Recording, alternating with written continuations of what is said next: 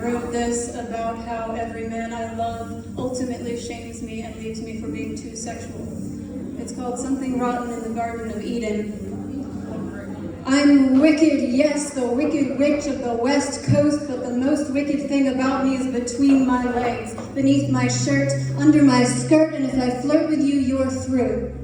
At least, that's what I've been told. Told so many times it's getting old, told so often and by such bold men again and again that I'm afraid I believe it. I'm afraid I'm beginning to see it. In my head, I'm a woman who loves to make love with someone she loves, but that's not what you think of me. You think it's fun for a while until you can't keep it up anymore, and then you show me the door, banning me for my overactive sex drive, damning me for using sex to feel alive. Every time I fall in love, it's the same. Always the same game. You think I'm pure and sweet, the Eve to your Adam, not a beast or a madam of some seedy brothel on a dark street, but just wait a beat. Get between the sheets. As soon as we're in bed, I'll tear you to shreds. I'll go for the throat before you have time to gloat about your conquest. And you can forget about rest. My desire knows no bounds. I'll unleash it like the hounds of hell. But let me tell you one thing you can trust, I swear. My lust isn't going anywhere.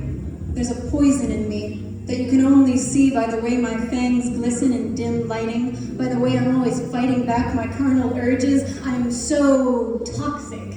But it's funny how you often loved that at the start.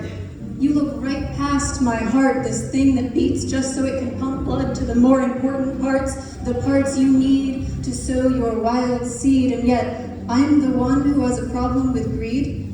I want too much, touch too much, fuck too much.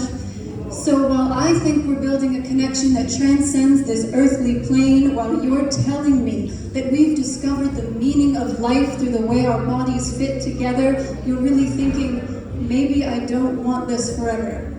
You tell me, I want more than a physical connection, as if I don't love you with my mind too. You tell me, sex isn't as great as people say, as if you don't hear the angels sing when we do it. You tell me, maybe we should be innocent one day a week, as if lovemaking is something to feel guilty for. You tell me I'm too forward, I should be more demure, I shouldn't be so passionate, I shouldn't be who I am.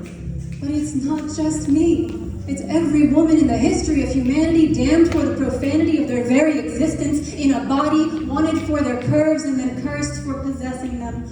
You think we should only want sex when you want it because to want it on our own is demonic. You're afraid we'll steer you off course like we exist to distract you, to backtrack you, wreck you on the rocks with our siren song. We're the problem. Is that wrong?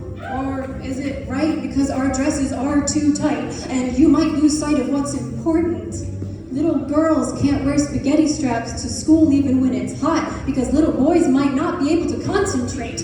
Grown women can't celebrate their passion because female desire isn't in fashion.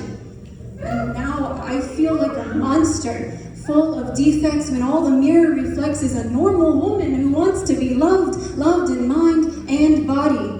I haven't fought through a lifetime of dissociation just for you to tell me I shouldn't enjoy sensations. The way my body makes me feel, I've felt unreal, lived detached from this body for far too long, and that's a shame. What I do with it isn't shameful. Yet here I am, shamed all the same, told over and over by the men I love that they'd love me more if I wanted them less, that my unceasing lust is a mess, and I've got to confess I don't know where to go next.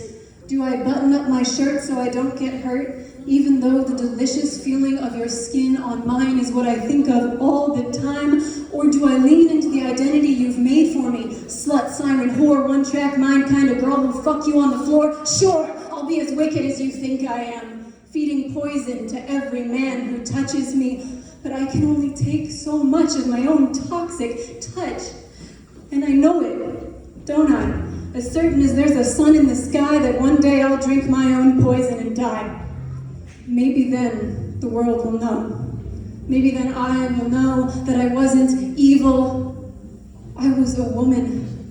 They'll bury me somewhere gorgeous, Daisies will grow on the grave of my goodness, and you'll say, ah yes, she was my mistress. Then you'll place a gentle hand on the lower back of the woman you left me for, the woman who doesn't bother you for sex because she's too scarred to want it, the woman you'll cheat on with another woman you'll call a whore.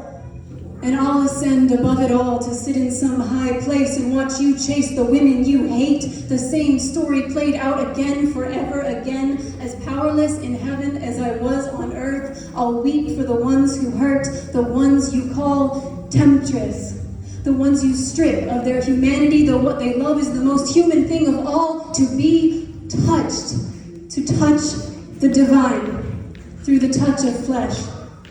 In my celestial home, I'll pray and I'll hope that there will come a day when the wicked ones like me will dance to see our earthbound sisters not judged for loving pleasure, not having their purity measured, no longer compared to Eve, just truly and finally free.